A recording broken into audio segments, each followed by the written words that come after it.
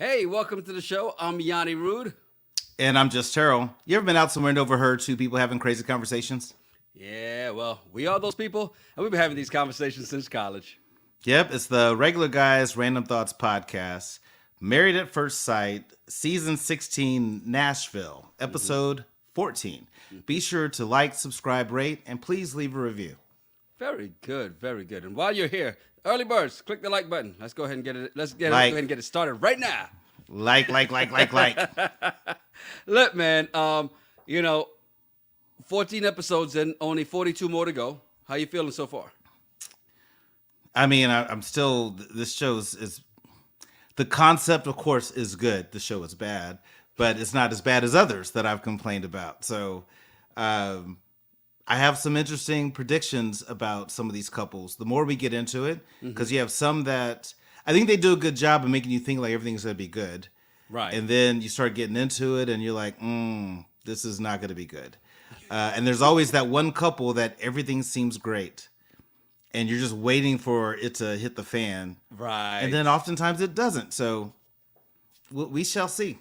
We shall see how it goes. Because you're right. Sometimes you just feel like it's great, it's great, it's great, and the producers throw that curveball. You're like, son of a. So shout out to everybody who's joining the chat early, and we're gonna get to all the stuff and everything that happened in this episode because there's quite a bit as we got to see one of the other experts. A shout out to EC, first time catching her live. Hey, Angie says she's not gonna say anything crazy tonight. Why? No, say it. It's fine. I'm drinking.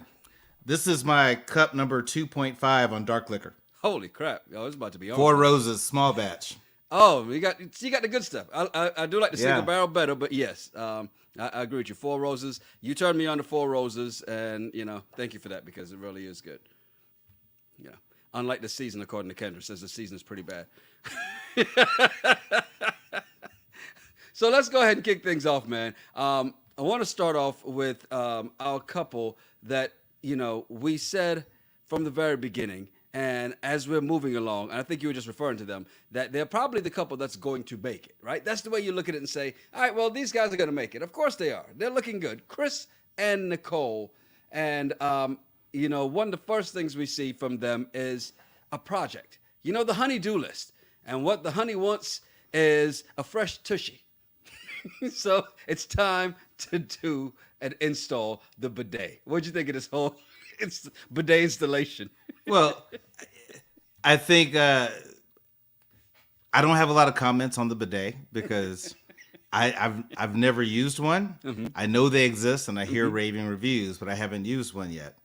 But what I started my notes on with them was when Dr. P shows up. And well, wait, no, you're not going to slide past this bidet, okay? You're not going to slide past the bidet because Nicole looked like she enjoyed it a lot, and Chris was a little surprised. I have not used one. I mean, I've heard a lot of raving reviews, but I've not used a bidet, so I don't know what to say. I can't. It's hard for me to comment. Have you used a bidet? No, I have not. But SSJ2 Negro has a great thought process as to why. Because Chris balls stink.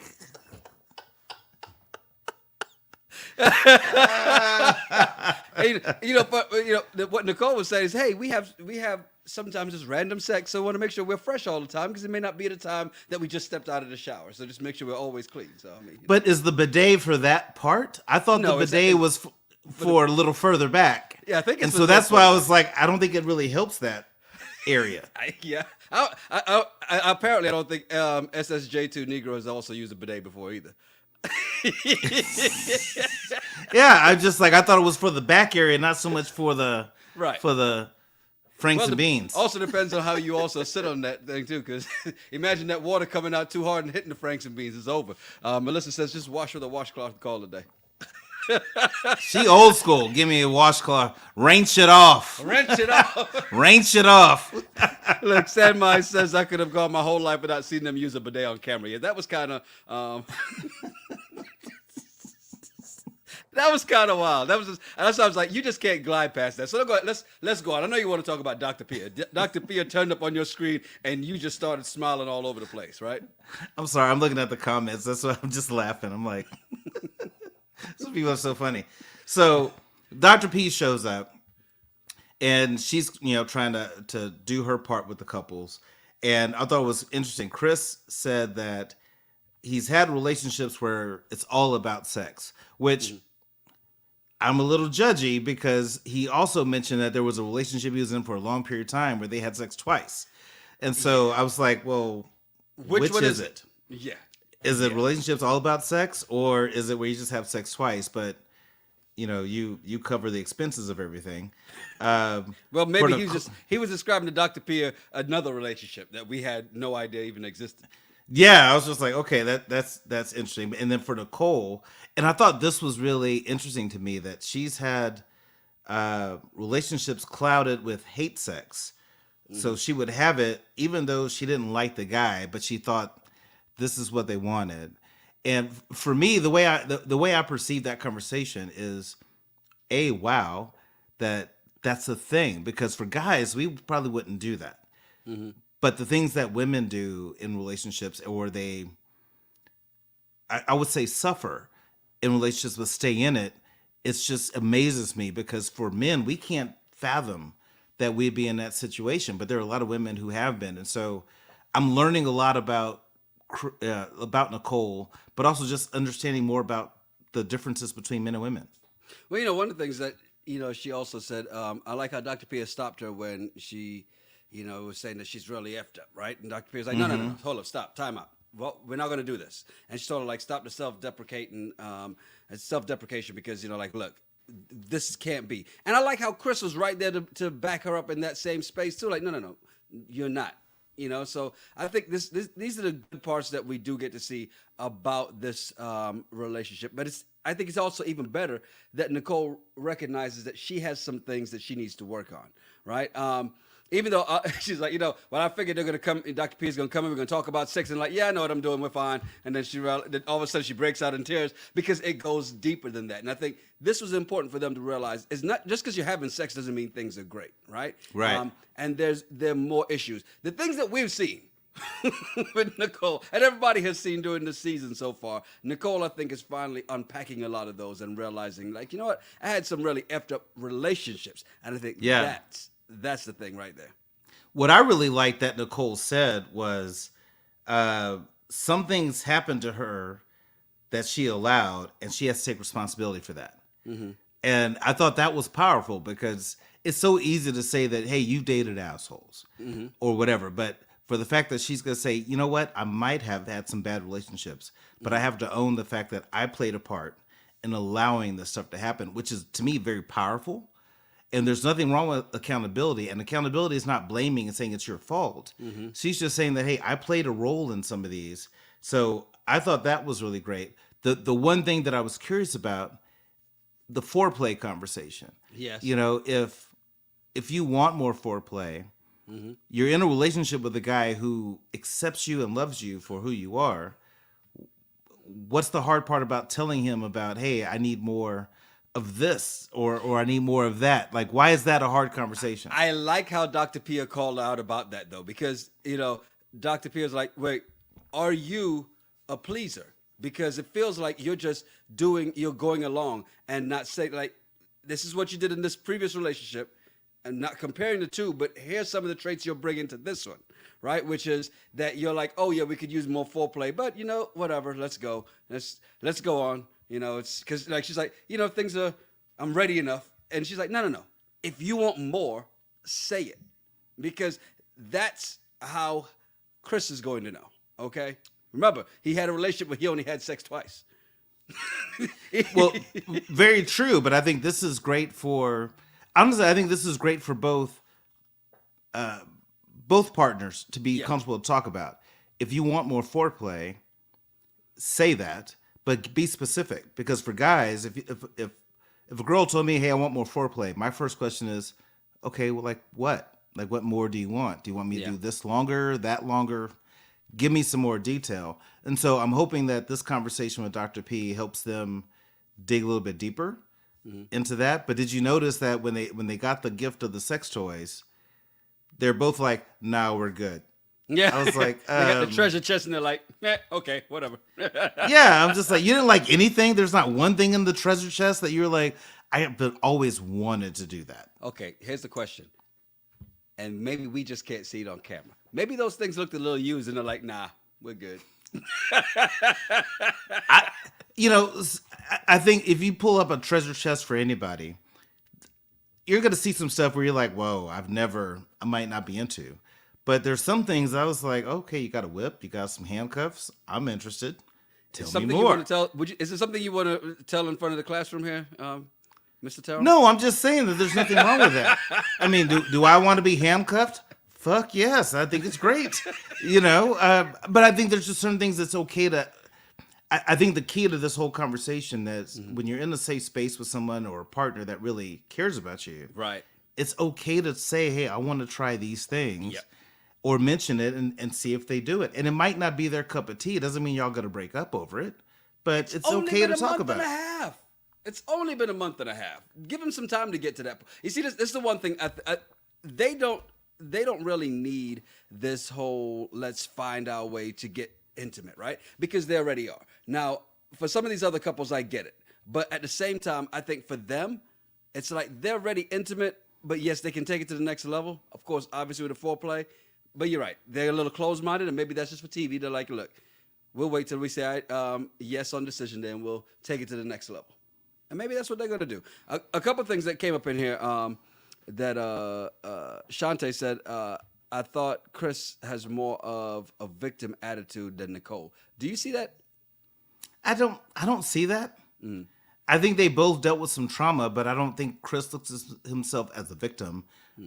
My perception is I think that Chris shares this stuff for the vulnerability factor. Check that box. But to help Nicole understand a little bit where he's come from. But I don't think Chris looks at himself as a victim. And honestly, I don't think Nicole looks at herself as a victim. I just think that Nicole is, through this whole process, has realized, wow, I have been focused on turds. And I probably missed out on a lot of good guys. And now that I've found a good guy, I'm going to do whatever it takes to hold on to this piece. And I think that's great for her. Now, Naomi said Chris mentioned being used before on the honeymoon. So he did mention that on the honeymoon. So maybe he did talk about that previous relationship. But something else I thought that neither you or I have a lot of stuff on. Marcel says modern day bidet is for both. She says my boyfriend has one and I use it for both. There's a dial that makes the water shoots to the back or front. I love it. So, thank you for the lesson on bidets. you want to be hanging, you're not going to clap for the lesson on bidets? Come on, man. But is it the same water? Is it like regular water for the front, Fabuloso for the back? I'm just curious. I don't know. I've not used one. I'm just wondering. You know what? This is exactly why you don't have conversations like this with you, man. Fabuloso Cheers. for the back. Cheers. Jesus Christ. We're not going to make it through tonight. Just like Clint and Gina, because they're not going to make it. Period. I mean, these two, man, oh my God. What is going on with them? I will say, Clint and Hank, amazing relationship. They look so great together. Clint and Gina, Dr. Pia shows up, and, both of them said that they get along really well, but they're not connected like a married couple due to a lack of attraction or a draw to physical contact. Pretty much sums them up. It does. I feel bad about them because I feel like Clint and Gina are an example of, you ever been on a date with someone and you realize you blew it and you just can't fix it? And I feel like that's them. That in a dating situation, it's a one and done. We had one night, I tried, I screwed it up, and I know it was my fault. Where in this process, they're together for a bit, and that whole honeymoon and the whole ginger thing and the curvy thing is ruined them. And so I feel like there's not a thing anybody can do to make them feel like they want to touch each other. I think they're just getting through the process. So I think Gina has been checked out from Clint from the beginning, where I think if Gina was like, you know what, honeymoon was bad, I'm going to give you a second chance. Could it have turned around? It's possible. But I just think she's been done. And Clint recognizes it, so he's just like, all right, I'm just going through the motions. High Vibe said that Gina was getting a little fresh with Dr. Pia. Did you see that? I didn't see that. I don't agree with High Vibe often, but Y'all agree. Y'all agree a lot. yeah. Let me preface this by saying I don't agree often, but I didn't see. I just didn't see that. I just don't think there's anything anyone can do to get these two to have the physical chemistry. I think they figured out how to be friends. There, definitely. That's it. Here's the thing about it. Like, Dr. Pia asked if they have sexual desires outside of each other. Clinton's like, yeah. And, and said that they take care of the desires independently. And Gina's like, yeah, but we're definitely never talking about it. Which is just, it's kind of weird, right? I mean, in the sense, they never have these conversations, but she said they're on this friendly, real friendly vibe. And Gina finally admits she doesn't expect the marriage to last. Yeah. I don't think she almost let that slip because they're just going through the motions. They're like, we got 2 more weeks to go. Let's make sure we get the full check. I want to be able to promote my hair salon a couple more episodes, and let's make it to the end. And that's what it is. Well, it is. And I can relate to this couple so much because I think about previous dates that I've had in my lifetime. And I remember somebody particularly that I was extremely attracted to. I thought she was great. And you meet on a dating app and you build a conversation. Everything is going well. Then you meet in person. And we had a great date night that I thought. But at the end of the night, I can tell she wasn't feeling me. Right. You know, and so I think that's what it is that Clint's a great guy. And I think Gina recognizes he's a great guy. She's just not feeling him. There's not a thing Clint can do that's going to all of a sudden make Gina want him that way. Not even the king of swag? Come on. The king of swag with his cufflinks and his blazers. And she can do his hair personally and cut it the way she likes. She's still not going to want to sleep with him. I will say the word swag is officially dead after hearing those two have that lengthy conversation. What did I talk about last week when I was just like, that swag bullshit? I hate it. You know, the funny thing is that Gina's so checked out is ridiculous, right? Like, they're having this conversation about sex and going through the exercises that Dr. Pia, before they get to, you know, all the touching stuff, they're going through the conversations first. And first things first, get your nasty ass off the kitchen counter. If you're not up there having sex and you don't want to talk about sex, get off the kitchen counter. Okay, I don't know who hurt you and what house you grew up in that had a lot of germs.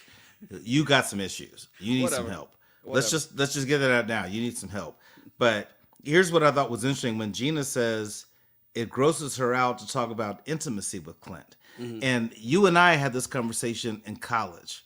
We used to joke and say, okay, if she's going to talk to you about sex, she wants to sleep with you. If she won't talk to you about what they like sexually, they're not interested in you. We had that conversation in college. And I think that stands true. If you're talking to a woman, you're on a date, and you're on a date, and if you try to bring up anything sexual and she changes the conversation to politics, religion, all the other off things that you shouldn't talk about, she does not want to touch you. But if she has a conversation with you on date 1, date 2 about what she likes sexually or intimacy and all that, that means that she's interested. And I think that she's at a point that she has no desire to touch Clint. And I think Clint feels the same, which is why they don't talk about intimacy. Yeah, I mean, here's the crazy thing about it with them too. And to that point is the fact that here they are married for a month and a half already. They're definitely not getting intimate. They're not touchy-feely and none of that stuff. They're having this conversation. They have a conversation about nudes, and you know, she actually tells him that she sent nudes to people that she hasn't been in a serious relationship with. But yet he asked favorite position, and she can't answer that question. Come on, right? At least pretend like you're make yourself seem boring. Missionary's my favorite. You know, anything. I love when I just lay there and you do all the work. Starfish, it is that's my so favorite. Awesome. Yeah, it is so. Oh my goodness, I'm so wet. I'm so wet. Yeah, you know, you're right. Like if you can't even talk about that, it's not that you can't talk about it because you're not comfortable talking about intimacy, and I don't think that's Gina's issue. Right. I just think Gina's issue is that she doesn't like Clint, and so it doesn't matter. She's not going to talk about sex with him. Yeah. You know, Precious Me says, I think Gina's missing out. Clint seems like a nice, shaggy guy and an undercover freak. Seems like a total package. That's how he ends up with Dom. You know, well.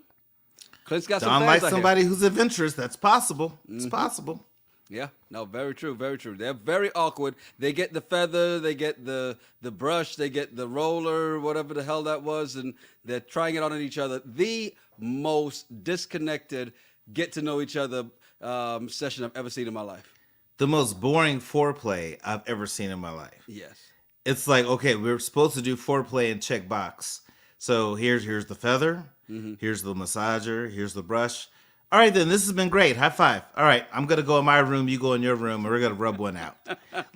It was the most boring foreplay I've ever seen. Yeah, it was totally horrible. And they just need, honestly, I agree. Someone said it here earlier, and I can't find it right now, but said Pastor Cal should have let them just quit after the honeymoon. Really and truly. Yeah. They try to keep these couples together, of course, for the drama, right? Dom and McKinley said, nope, we out. They're done. Clint and Gina are just going through the motions. And part of the reason why I think Clinton's still there and didn't walk away is Hank.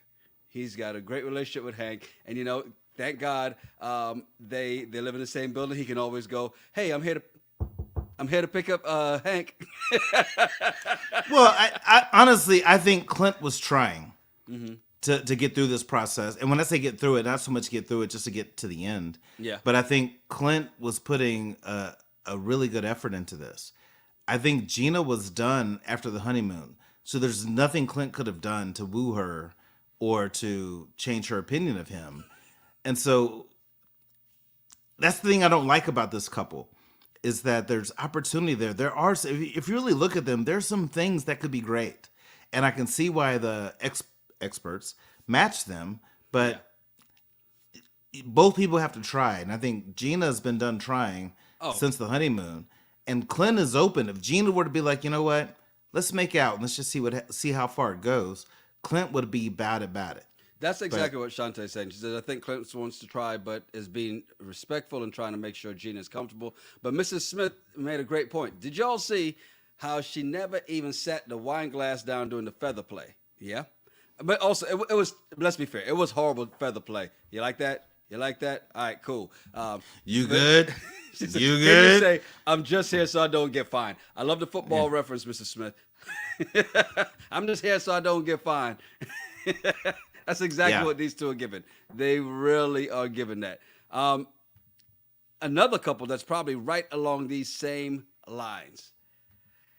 Eris and Jasmine. I mean, they might as well call it quits. So Jasmine, when we first see them, she's on the screen by herself, says she has no idea where she is emotionally and mentally, and that she has her guard up, but is still hopeful. Bullshit. You're not still hopeful. There's no way you're still hopeful in this. You see the signs. We all do. This is the sad part. And I think this is where all of us in the comments and people on Twitter and on the internet, we feel for Jasmine because she's still trying to be hopeful, but you're not. Mm-hmm. And this dude has ruined her self-confidence in every way possible. Ever since he said he was not attracted to her, that's been in her head. And she can't let that go. And rightfully so. I mean, imagine if a woman was like, hey, Jan, you're cool. I'm not attracted to you. But let's just keep dating and see what happens. Right. That one sentence is going to stick in your head. And I think that's where Jasmine is at. She mentioned that her needs aren't being met because her love language is one of her love languages is physical touch. Right. Eris isn't doing any of that. But Eris has no desire. There's not a thing Jasmine can do that's going to make Eris want to touch her. And then she's also told Dr. P that he friend zoned her in the honeymoon. Yes. She's not over that. And so it's like, well, she's never going to get over it, rightfully so. Well, I'm also sick of hearing Jasmine bring up every time someone asks about him, every time there's a chance to talk about the relationship, the first thing she says is, well, he's just not attracted to me. Stop it. Just stop it. We know that. Leave it alone. This ain't working. Walk away. You're torturing yourself. And I think we talk about Nicole and what Nicole does, beating herself up. Jasmine is doing the same thing. And the problem is she hasn't hit the bottom yet. She hasn't hit rock bottom yet. Nicole is still hit rock bottom before, right? And she's on her way back up. Jasmine is still going to keep going. I want her to stop now because she's going to descend. And this is the problem is Eris is doing this to her. That is such a bad thing. Like even High Vibe says, "Hey, you know what? I need Jasmine to dry her tears." Eris is not worth all that emotion, and that's my point. Stop. It feels like she's giving him satisfaction every time she says that. Like he's like, yeah, she wants me. But let's not dismiss how Jasmine feels. Jasmine's an attractive woman. She's accomplished a lot of things. This dude has totally knocked her down off her pedestal. And that's hard. It's a pride thing, right? So it's an emotional hit. I think that when Eris was saying that he was trying to ask probing questions to try to build just the conversational thing that he thinks Jasmine needs, or even Jasmine says she needs, Yep. to build some type of intimacy. He's asking these questions to get to know her, but Jasmine doesn't feel like he really wanted to know because in her head, you told me I'm not attractive. So why do you care about all this other stuff? So I get where she's coming from. And that's the problem is there's nothing Eris can do to change this. And I feel bad that all the confidence that she had with herself walking into Married at First Sight is now knocked down a few pegs because of this dude. It's funny you should say that because T Money Baby says if Dusty Eris can ruin Jasmine's confidence, then she didn't have any to begin with. I'm gonna disagree with you on this because Me too. she walked in with confidence, and somebody else can't, regardless, because she came into this all in. And like take for instance, here's a perfect example of this. Eris refuses to have eye contact with her. He sat with Kirsten for 30 seconds and had a minute of eye contact with her. Lucy B even pointed this out, and I made a note of this too. Eris made sure to have eye contact with Dr. Pia's nether region. Yeah, he first thing I thought was eyes up, Eris. As soon as Dr. Pia walked in, he's checking her out. He's making sure he's got his eyes on her. But with his wife, he refused to. And so that can wear on somebody. She did have confidence walking in. Maybe not the strongest, but she did have some. And she immersed herself in this process and allowed herself to get swallowed in it. She did, but here's where I take up for Jasmine. And so this is to the people in the comments, because I've been reading a couple about what I've said about Jasmine. Mm-hmm. If you go into a situation, it's easy to go on a first date, someone doesn't like you, and you can move on. Mm-hmm. But it's totally different for someone to be around you 24/7. And even after being around you for weeks 24/7, they still can't find anything about you attractive that they want to touch. That's going to hit your self-esteem a bit. It's going to hurt. And for all the things that she's had to overcome to get to where she was in her lifetime, to where she felt great to get on this show and to have somebody knock her down. True. Your self-esteem shouldn't be knocked down by other people, but that's still a real thing. And that's going to hurt. So I feel bad for Jasmine. So wait a minute. Question here on this, though, because Mona has a great question. Did you hear the conversation Eris had with Jasmine's sister? I did. And her sister was great in that conversation. Mm-hmm. But I'm like, Eris, why would you tell her sister that Dr. Cal told me I should applaud Pastor to boost up Pastor Cal, put some respect Pastor on Troy. his name. I'm sorry, Pastor Troy. My fault. Put some respect Pastor on my Troy name. said I should do this when she comes down the aisle. And so you just reiterated to her while y'all are trying to cook this HelloFresh meal and try to create some intimacy. Don't be hating on HelloFresh. Stop it. I'm not. HelloFresh is great. Right, but you're trying to create this intimacy, yet you can't create intimacy by knocking somebody down. Right. And so why would you say that stuff to her? Yeah. And so I can see why she's feeling the way she feels, but Eris is just a turd. He's just a turd. Chocolate Soon has a great point. She says, I wish she, speaking of Jasmine, would have told Dr. Pia that the first thing that Eris asked was about what position she liked instead of something deep and vulnerable. Because I think she's also being a victim of where she is now and not where she started in this entire thing. He was shallow in the very beginning, right? Because she makes a great point because saying that he makes it seem like he's trying now, but he's a douche. Facts. Because in the beginning, all he wanted to talk about was sex. And then now he's like, well, I'm trying to have deeper conversations and she's just not giving me anything. Because she's done. You ever been around a woman who's done? Yeah, when a woman's fed up. I can't do that because I don't like that dude. I can't give him any props. But But here's what I thought was really interesting about the conversation they had with Dr. P, when Eris kind of made the comment that he wants her to challenge him. And so I feel like in that conversation he had with Dr. P, I think I figured out why Eris isn't attracted to her. It's not looks. It's too easy. And Eris feels like if this just comes to me, every girl just comes to me, so why are you different than anybody else? Mm-hmm. But he doesn't feel he has to work for anything, and he wants Jasmine to challenge him. Yeah. The problem is, it's too late. Yeah. It's too late for that now. That's when he should have had that conversation. This is going to be good for you. I know you're going to like this because Dina says Jasmine needs a little bit of Hurricane K in her personality. You remember Hurricane K? Michaela? Oh, God, no. Nobody needs that. No offense to Michaela. I hope you've gotten the help you need, and I hope you're doing really well in Houston if you're still there. Nobody needs that. But it says a little bit more about Eris and his maturity, that he wants a woman that's going to be more confrontational with him and keep him on his toes, which I understand that, because I don't want someone that's just a pushover. I get it. But the problem is, that should have been a conversation y'all had honeymoon time back in where they at, Jamaica. It's too late now, because you can't break a woman down and then all of a sudden expect her to all of a sudden step up. Yeah. After weeks of making her feel like crap.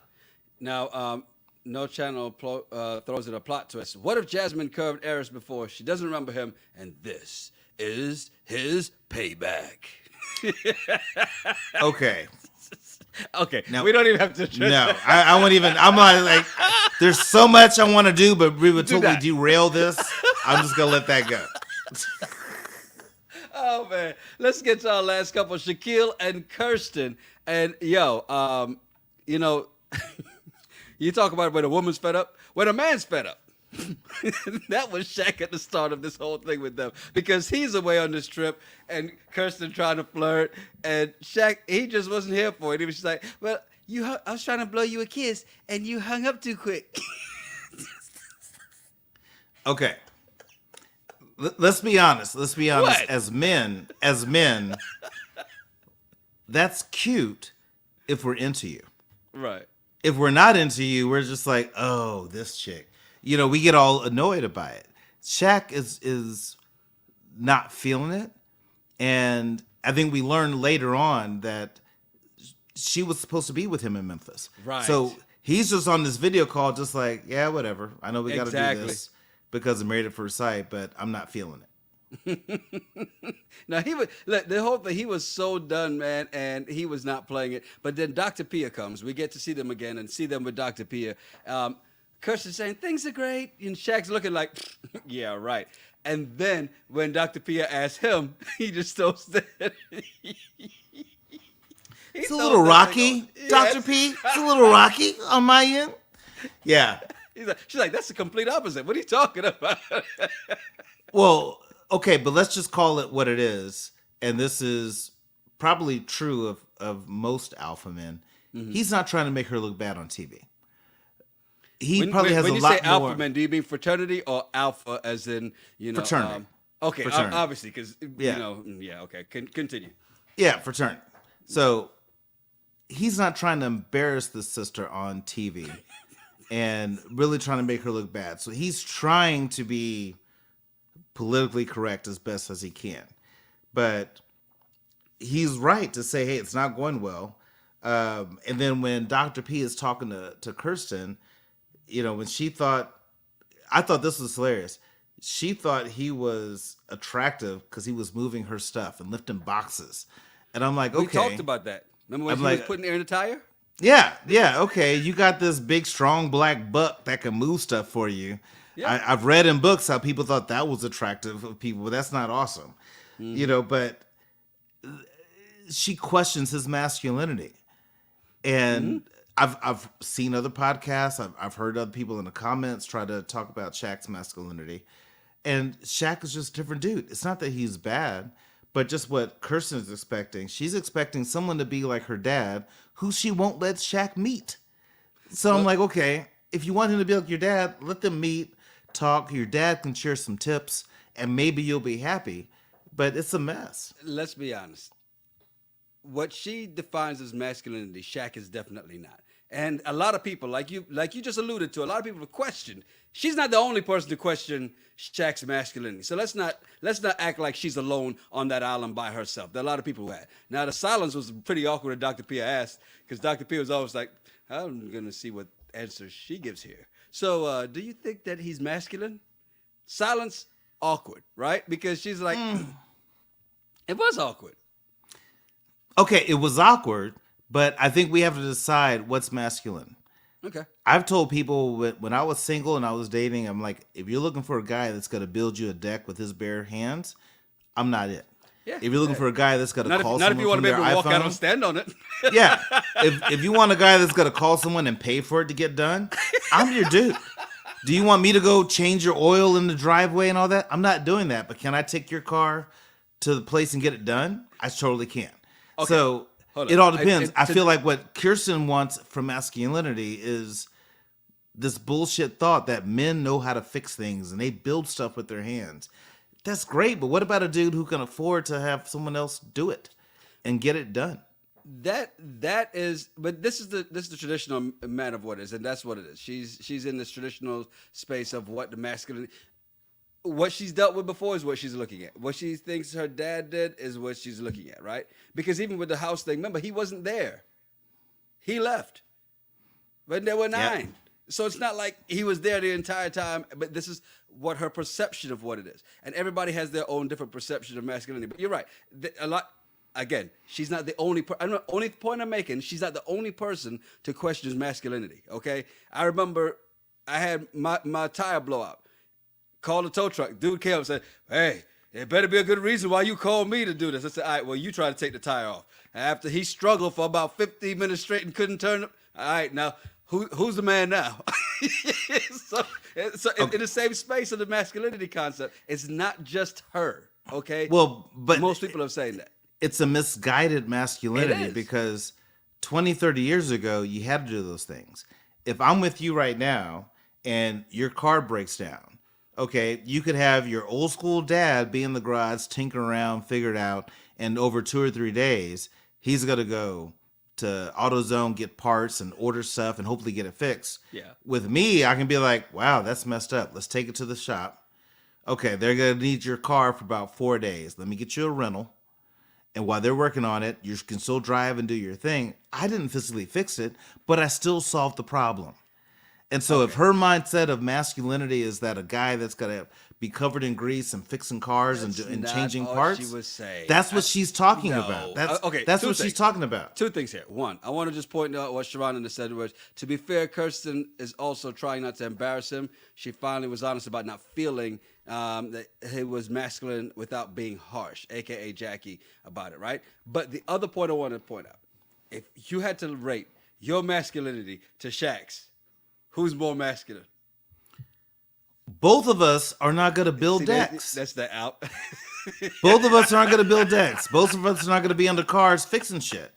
But Shaq figures out a way to get things done. He's not gonna Shaq is very driven, and I'm very driven. I'm a go-getter. I'm going to make some things happen. We're going to solve the problem, but if Shaq solves the problem, but he didn't physically do it himself, is he less of a man? Mm-hmm. So here's the thing about Shaq I will give him his credit for. He's not afraid to confront her. He's finally growing some and calling her out. We saw him do this in previous parts of this, right? So this is why I'm not questioning his masculinity. I will say there's some things he does that I can see why people would say that, but the fact that he's not afraid to confront her on a lot of things, I think is great. Like the fact when she made jokes about him, not jokes, but she got on him about making jokes, that she was like, about the house. Oh, well, I was just joking. No, hold up. How are you going to do that with this? And he kind of did the same thing here. Like, look, yeah, we did all this fun lovey-dovey stuff and, trying to be intimate, but let's talk about the issue, which is you said you were going to come with me before. And then all of a sudden, when I tell you I have a trip to go to, and he reveals the real reason why he was salty, because I was like, why is he so salty? Is he just that unhappy? And then he reveals that this is the reason why. She was supposed to go with him, and then she's like, well, since you're going out of town, me and my girls, we got some stuff we're going to do. Well, That's one thing that I made a note of that I'm not clear on. Or I can say that I just don't align with Shaq. Mm-hmm. If you're career driven, you're focused. I don't need my partner to come with me to my stuff. Mm-hmm. I just need you to be cool with the fact that I'm got work to do and I'm traveling, and you're gonna hold it down at home, and we're good. And you're not gonna give me a hard time for being busy to do stuff because I'm out trying to make money. So I don't understand that, like why that's important to him that she's there with him at his events. Who gives a shit? Yeah. To me, I'm gonna go to this event. You go sell more houses. You go do something else. Oh, she was doing something else. Now, what I don't like is the fact that she said that she was going to go with him originally, from what we heard in the conversation, that she was going to be there with him, and then changed her mind. I got stuff I'm going to do here. And that's cool. If you don't feel him, you're not liking it, say that. But don't give him a hard time to say you didn't fight hard enough or make it seem like you really wanted me with you. Thus, I chose to stay home. You know? Cara says Shaq wants a cheerleader. And I can see why she's saying that, because but at the same time, though, they had. Yeah. Here's where I disagree with you, though, Cara, because she said she was gonna go with him, and then she even told a different story, like a lot of people are saying here. But she told us on screen in her confessional that she wants to go with him. Apparently, she had already told him that. So what's the truth here? Yeah, apparently she did, and then she changed her mind. Yeah. And what is Shaq supposed to do with that? And so I don't agree with Kirsten. Of course, I'm going to take Shaq's side on that conversation they had with Dr. P. Of course you are.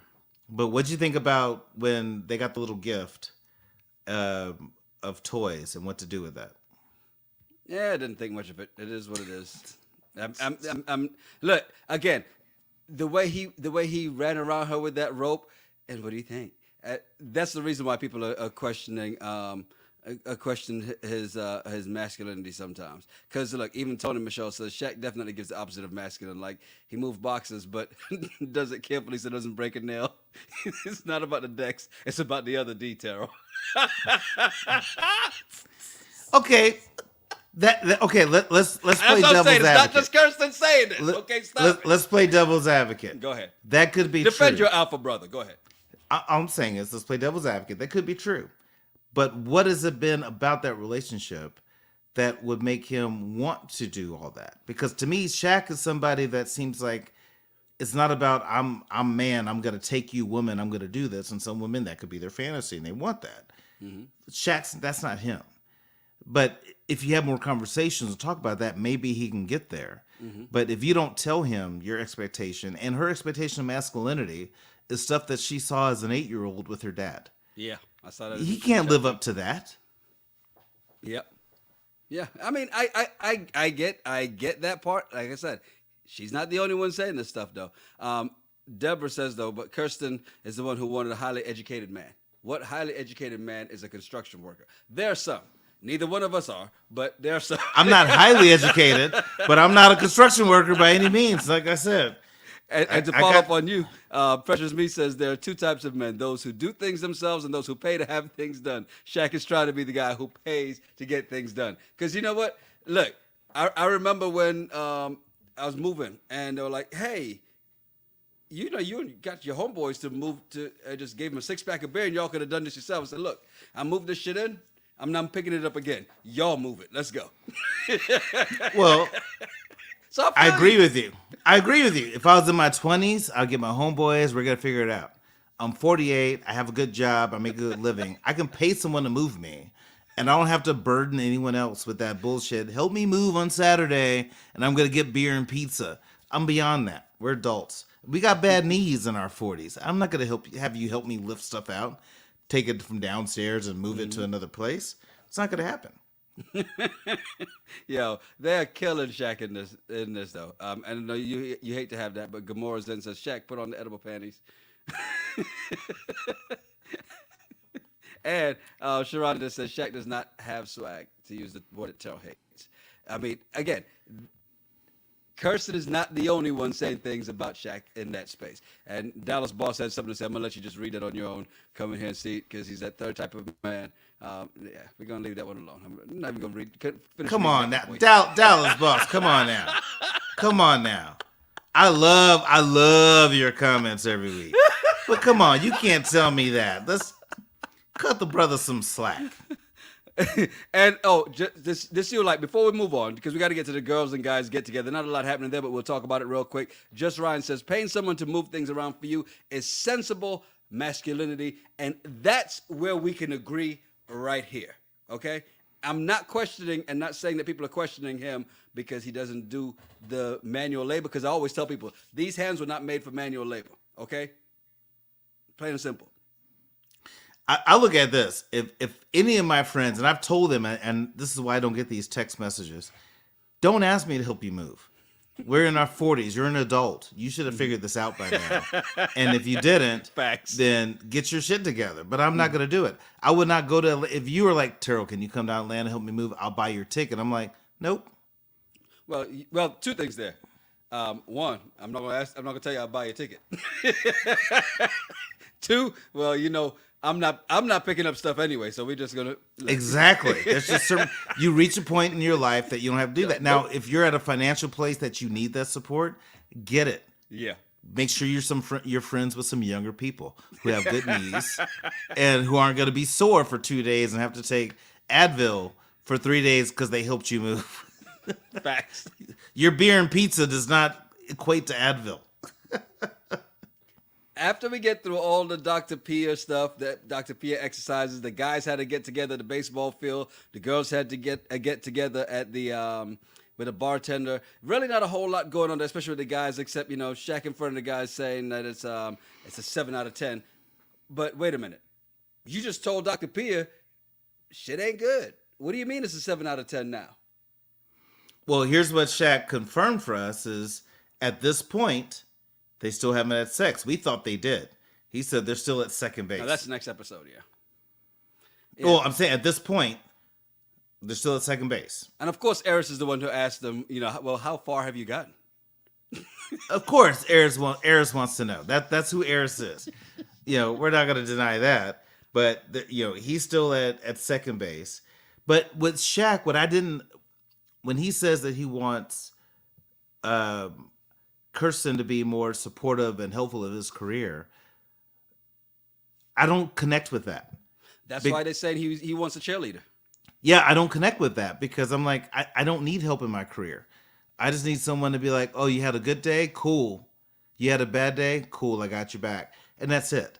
I don't need you to give me tips, advice on recruiting or whatever, because that's just going to piss me off. But what help or support does he need from Kirsten? And then even if she goes with him to every recruiting trip, okay, so she's just with you, but what value does she bring? Nothing. Right. So why is that a big need for him? To have her be there with him while he speaks in front of people, and she's just sitting there being pretty. She could be selling houses, so y'all can make some money to buy that $2 million house that she wants. That house. That's y'all gonna leave Kirsten alone on this. She didn't ask for that house, but she was a little selfish and say she just wanted to buy her a house. I'm just saying, but still, and that's a whole nother conversation we got to have. Because I saw that we need to have a conversation about that. Do a random thought on that. We'll do that separately. Kirsten, though, in this space, suggested that she's ready and just waiting on Shaq to make the move. I made a note of that too, and I think it's great. But I can see why Shaq hasn't, because there's a lot that she hasn't done to make him feel like it's okay. And I think women have to have that mindset, or at least understand the guy's mindset.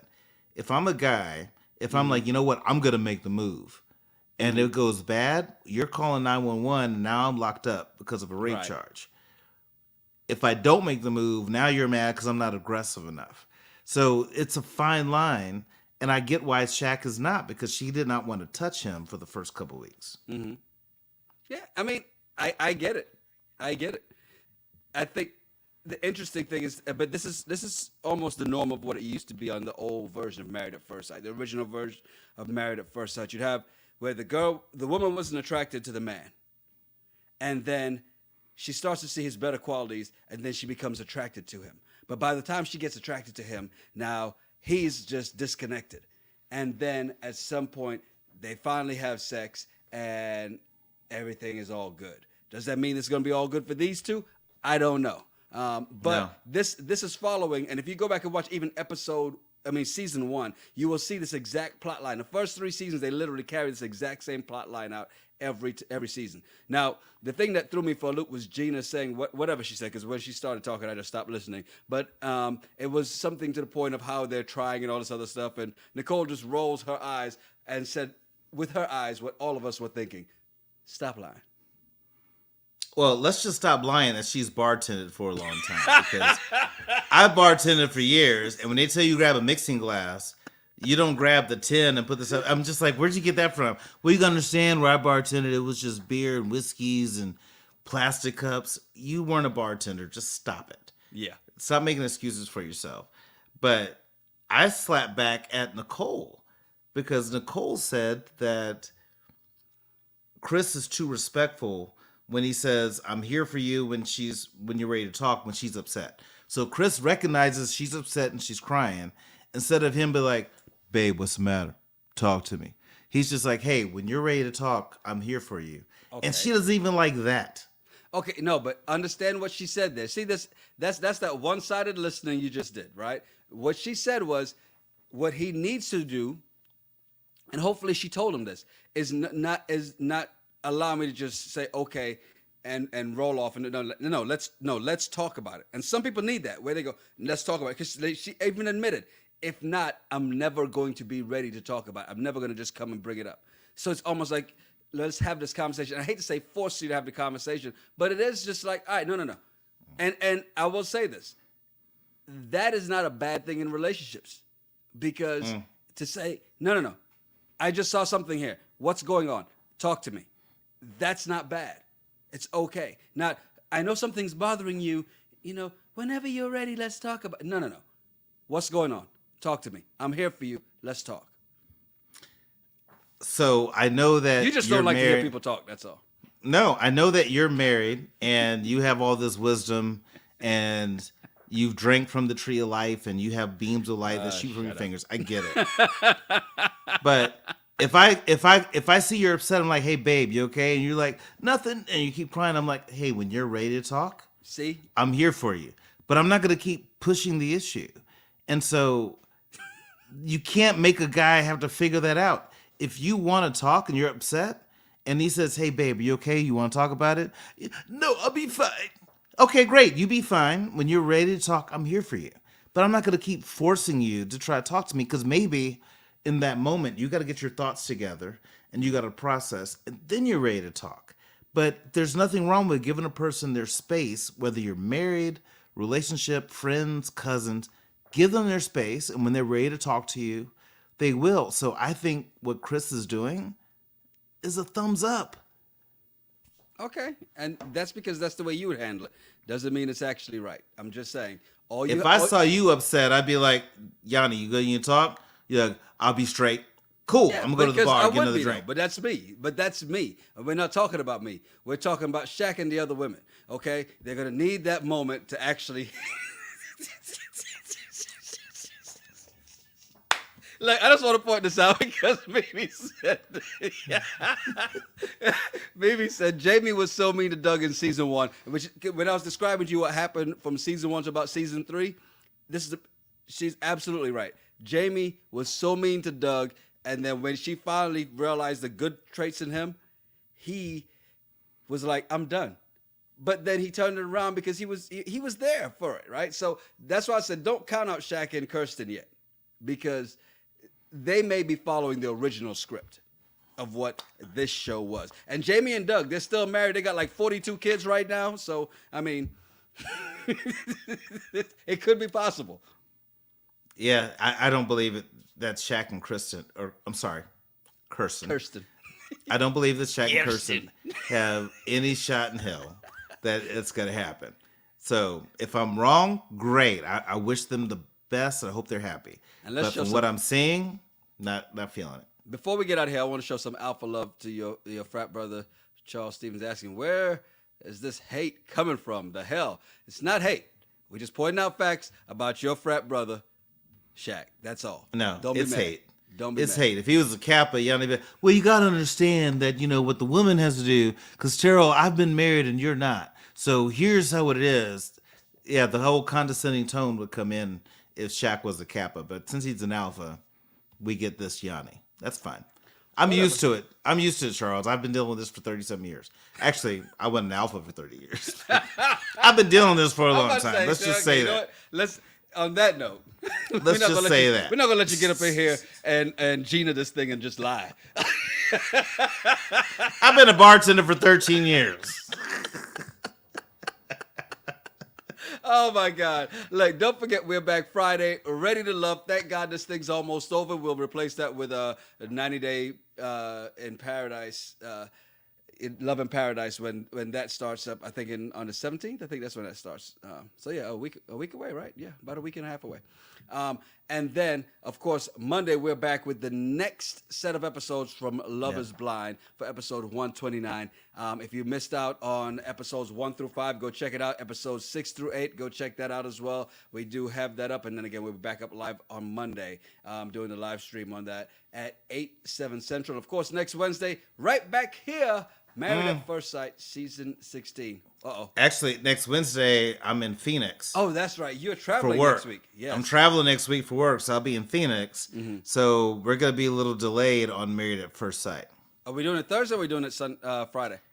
It's probably going to be Friday because I won't land back in Austin until like 11 o'clock Thursday night. Okay. Yep. Okay, we'll do it. So next Friday, we'll do Married at First Sight. So we'll be a little delayed. We'll do it Friday. And since Tony said, I told you not to review that show. You should listen to your girl. I know you're talking about Ready to Love. I didn't want to. Look out, the Chocolate Center. I live in Phoenix, Terrell. So, Tell me the best place for me to get a good steak.